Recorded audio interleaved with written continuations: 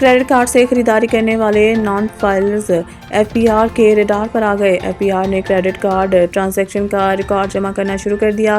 Credit card سے خریداری کرنے والے non filers F P R کے ریڈار پر آ گئے ہیں۔ ایف پی آر نے کریڈٹ کارڈ ٹرانزیکشن کا ریکارڈ جمع کرنا شروع کر دیا۔ کریڈٹ کارڈ سے ماہانہ 2 لاکھ سے زائد شاپنگ کرنے والوں کے گرد گھیرا تنگ کر دیا گیا۔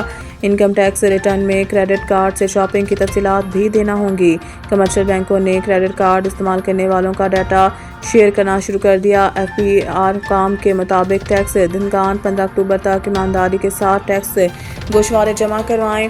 ٹیکس گوشوارے جمع کرانے کی توسیع شدہ ڈیڈ لائن میں مزید توسیع نہیں ہوگی۔ ایف پی آر نے ٹیکس دہندگان کو S M S tax message بھیجنا شروع کر دیے ہیں۔ حکام کے مطابق کریڈٹ کارڈ اخراجات کے ذریعے نان فائلرز کے حقیقی آمدن کا پتہ لگایا جائے گا۔ ڈیڈ لائن گزرنے پر آن لائن پیمنٹ یا بزنس کرنے والے نان فائلرز کے خلاف کارروائی ہوگی۔ کریڈٹ کارڈ کے ذریعے لاکھوں کے اخراجات کرنے والوں کو نوٹسز بھیجے جائیں گے۔ گوشوارے میں تمام بینک ٹرانزیکشن کے درست معلومات دینا ضروری ہے۔